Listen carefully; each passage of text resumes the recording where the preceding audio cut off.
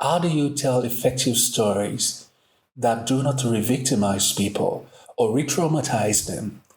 Oftentimes, brands use human stories to humanize their stories, or institutions use human models, spokesperson, or even case studies of humans to tell stories to bring home their messages. Unfortunately, many a times these stories are told in a way that re-victimize these people. Using the hero's journey by Joseph Campbell, I'm going to show you five effective story frames that you can use to tell your stories in a way that uplifts the people you are trying to serve. So, this framework is called 12x34 storytelling framework. How do you tell people's story with empathy, and how do you tell stories in a way that uplifts the user, not just treating them as a prop? Are you ready? Let's go. The 12x34 frameworks looks at people's story from people's point of view, not just your brand's point of view. So you're into climate change, you are into vaccination, or you are a brand, telecommunications, or tech. You're trying to show people how your brand is trying to help them. So it's better to break down your stories into five different framework, five different storyboards. We have storyboard 1, 2, X. We have a storyboard 3 and 4. So there are five storyboards here that you can use to effectively tell your stories. I'm going to show you one by one how to use this 12x34 storytelling framework. We start with what we call story universe. That's the first framework, the story universe. The story universe describes the world of your audience. In the hero's journey, there is only one person who is a hero, just one person, and that's your user. That's the person that you're trying to reach with your message. It's important that brands understand that the hero of your message is not you. So if you're Coca-Cola, Coca-Cola is not the hero of Coca-Cola's campaign. Yes, in the past, it used to be that brands would talk about themselves. For a very long time, they would put all the spotlight on the brands or the health department or the medicine or the agency. Today, as we have seen the evolution of social justice and humans trying to take over the conversation about how we advertise to human body, we're beginning to see a shift in the way people want to be treated. And that's why it's important to establish that when you tell your story, you need to treat the universe of your user in a more holistic way. You do not look at your user just as number, not just as statistics. Who is your user? Who is your audience? Where do they live? What is their history? So if you have a data point that is so compelling that you're using to illustrate what you're trying to say, it's important for you to go beyond just the statistics.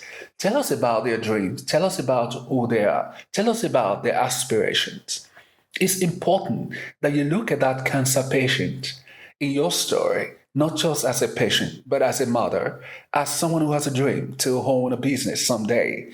It's important to look at the climate change victims, if you like, not as victims, but as people who actually believe in their land, who wants to reclaim their land, who have better ideas what to do with their land and their communities, not just as victims or as helpless. And this is important if we look at the story of Cinderella as a case study here, because many people know the story of Cinderella, and so it's easy to use that. For example, the Cinderella story demonstrates that the Cinderella story shows a girl that is being mistreated by the stepmom, and we see all of that happen before she becomes a princess. Now, if you look at our story, if you want to start with the first storyboard, it's important for you to describe Cinderella not just as a victim. It's important to describe her as a girl. She is a person.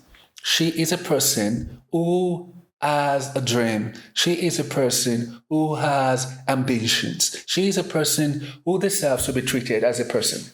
So oftentimes as storytellers, I know it looks like a lazy job for most of us.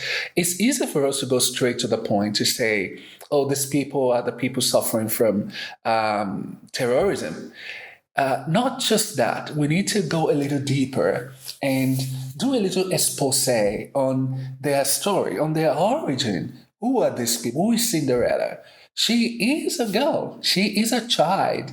That needs to be established before you begin to talk about her being a victim of her stepmom and the children. So we have treated the first storyboard from the 12x34 story framework. The first storyboard is the story universe. We are going to go to the second storyboard right now. The second storyboard is the dramatic need. So let's go with the story of Cinderella. Cinderella is a girl who is being mistreated by the stepmother, and she lives with her siblings, and life is not so easy for her. What does she need? Now, as a storyteller, it's easy for us to jump to a conclusion that she needs freedom. And this is something that I have noticed in my consultancy, that always storytellers, creatives, agencies, clients, they easily jump at one big theme that they think that everybody needs. I'll give you an example. Cinderella needs freedom. That sounds nice, but underneath freedom is something that is more important. Cinderella wants to be seen. She wants to be treated. She wants to be treated as every normal person. She wants to be a child. She wants to grow up without the burden of a mother or a stepmother bearing down upon her. That is not just freedom. That is a deep human need. Ask yourself this question. When you describe what your audience wants, climate change, they want a world that is not affected by weather or the changing weather. They want a world that is... Now, that sounds great, but that is generic. That is easy. That's one of my former agency directors used to say, that's expected, that people want freedom. But what do they really want? What does freedom mean to somebody who is asking for a cure to a disease? Freedom to them might be to be able to attain their grandchildren graduation ceremony. Freedom to them might be something about living a life that is not worrying about money, about how they're going to pay their bills. When you begin to break this down, you begin to see the human story behind the data. And so it's important when you talk about the needs of your user that you look at the underlying word here is dramatic. How dramatic is that need? It's important for you to look at that. Drama is important in every story. Drama is storytelling. Without that, you would have a flat story, a flat narrative that looks so generic that it can be any brand that is talking. So if you're a brand, a multivitamin, and you talk about people want to live a better life, that is generic. That says nothing. Go into drama. Go a little bit deeper. Find the dramatic need of that audience. We have looked at the first framework, the first part of the framework, which is the story world, the story universe. We have looked at the dramatic need. Now let's look at this one, the one painted in red. This is one of the most important part of this framework. It's called the X. It's actually not number. It's almost the X factor of this. What does it mean to design a story or narrative that captures the X of your hero's journey? The X represents the antagonist. Who are you fighting against? So you are fighting for Cinderella. You want Cinderella to be seen, to be understood, to have freedom. Who are you fighting against? So everybody can easily say we are fighting against the stepmother, the siblings, and all of that. That's nice. You know, one of the reasons why people do not fight with you or they do not jump on your campaign to be part of what you are fighting for, it's because you have not described your antagonist very well. Your antagonist is being described in a flat on a flat canvas. It's the way you've painted the antagonist is so generic that nobody cares. You want to make people care about your story.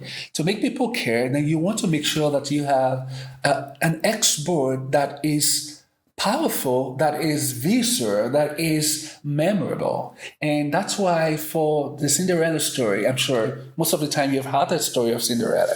You must have heard the word or the phrase, the wicked stepmother.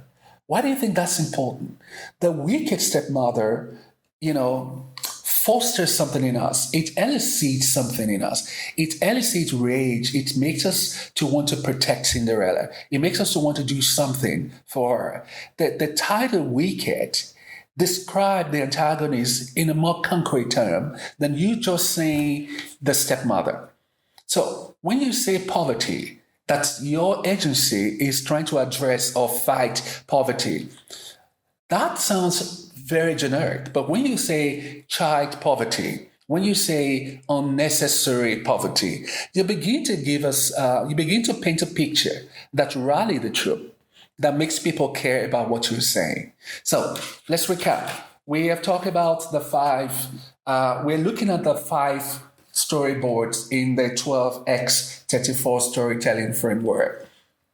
We have described that the first storyboard is the story universe, and the second storyboard is the dramatic need of your audience, and the third storyboard is the antagonist, the villain, if you like, that you are fighting. So what is the third storyboard here? The third storyboard is... So you have been asking, so Kenny, where is my story in all of this? I've been talking about Cinderella. I've been talking about the hero, the people I'm fighting for, who we are fighting against. So what about me? Now, this is you. This is you. How do you show up? How do you enter the story? This is important. You have to design this consciously. How you enter the story of Cinderella, who is your hero, is important. How do you show up? Now, the one word that describes this very storyboard is energy.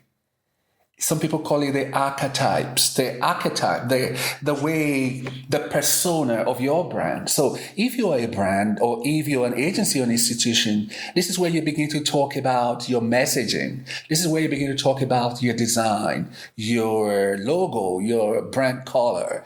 It's about energy. For Cinderella, it was the intervention, or it is the intervention of the fairy godmother. So the fairy godmother is abracadabra, magic. Abracadabra, abracadabra.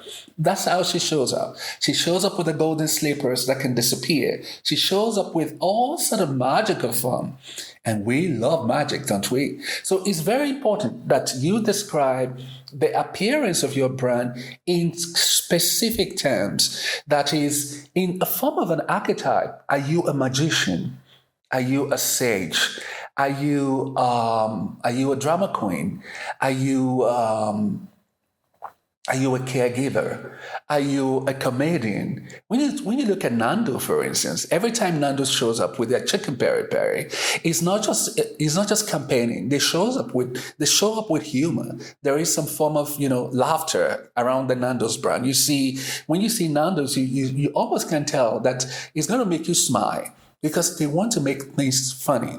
For Johnny Walker, the brand is all about wisdom. It's all about the sage having to say something wise that you see it and you just say, oh, that's Johnny Walker. How does your brand show up? How does your brand show up? I remember when I was working on Coca-Cola, one of the things my creative director used to tell me is that, Kenny, never lose the sweaty bottle. Always remember the sweat on the bottle. It's important that the bottle is sweating, because it is that whoosh effect that happens with your Coca-Cola that makes people know that they are actually having Coca-Cola. The way when you touch the bottle, the sweat around it, when you open it, the way it all goes out, the carbon, all of that effects, it's part of the energy of Coca-Cola. And if you look at Coca-Cola branding over the years and through the years, they have made sure that they continue to use these elements, this part of the branding. For you, what is your brand like? How do you show up? Do you show up as a fairy godmother? Do you show up as a holy saint, an angel? We have seen a water brand that shows up as danger against thirst. In fact, this brand describes thirst in a way that you can almost vividly look at it as an enemy of the people. And so this brand as water comes in to quench, to kill thirst, literally. Rage, the insecticides, it shows up in a way that kills, bug dead. It shows up with all sort of rage. How do you show up? This is a very important question for you to answer. How do you show up to your audience? As when your audience is a hero of the story, how does your brand show up? This is where you spend the entire budget, designing your brand, rebranding, talking about campaign, hiring agency. Who do you want to hire? When you have an agency pitch, this is where you measure, who you're going to hire. Do they understand how you need to show up? Do they understand the voice, the tone of voice of your brand, your CEO, internal branding, internal stakeholders? How do you show up? This is storyboard 3. So let's go back. We've talked about storyboard number 1, the story universe. Storyboard number 2, the dramatic need. Storyboard X, the antagonist, the villain. And storyboard 3 is how do you show up your energy, what you bring to the table. Now let's talk about the last one. Storyboard 4. This is the takeaway. In theater, in drama, for those of us who study dramatic art, this is where you talk about the denouement, the takeaway, the ending of the story. They say, and this story teaches us that, when we were children, they will tell you story. They say, once upon a time, blah, blah, blah, blah. There's a girl called Cinderella, blah, blah, blah, blah, blah. This happened to Cinderella. And when everything is over, when the story is over, and the storyteller will say, children, and this story teaches us that, and then we say, it teaches us that we must treat every girl equal, we must respect every child, we must give every child an opportunity to thrive. That is what we call the takeaway. Many stories don't have a takeaway today because you are very eager about your design, your logo. You are eager about how your color looks, your font type. It's important. I get it. But it's also important that you build into your narrative a takeaway, a kind of a philosophical stance. What is your stance what is your stance when it comes to child poverty? What is your stance when it comes to women? When it comes to the minority, immigration? What is your stance? This is a takeaway in your story. So having built all of these, stories from 1 to 4, what do you want us to take away? What is the story? This is where we say, watch the story. For Cinderella, it's about every girl child deserves to be seen. Every girl child deserves to have their princess moment. That's profound. That's something people can believe in. That's something that can make people to change their habit or to have a little bit of empathy. So it's very important as we design your story, as you construct your narrative for your brand, that you take cognizance of the hero of your story and what you want people to take away from it. So to recap, it starts with the story universe, where the hero is the most important person in the story, not just your brand, not just what you want to do, not just about all your logos and your mission statement. It's about the person that you are called to serve. And then it goes on to talk about the dramatic need of that hero. What is the need? What is the thing that keeps them up at night? And then the third level is the X storyboard, is where you look at who is in the way, what is in the way. The conflict can be internal. It can be, It can be, for instance, imposter syndrome. It can be inferiority. It could be, it could be peer pressure. You need to describe that conflict in a way that will rally the troop. The enemy has to be described in vivid terms. We need to know who is the enemy that we're fighting. And then we talk about how do you appear on stage? How do you show up as the brand or as the institution, as the organization? What do you bring? What energy? What vibe? What's your vibe? And lastly is we talk about what do you leave behind?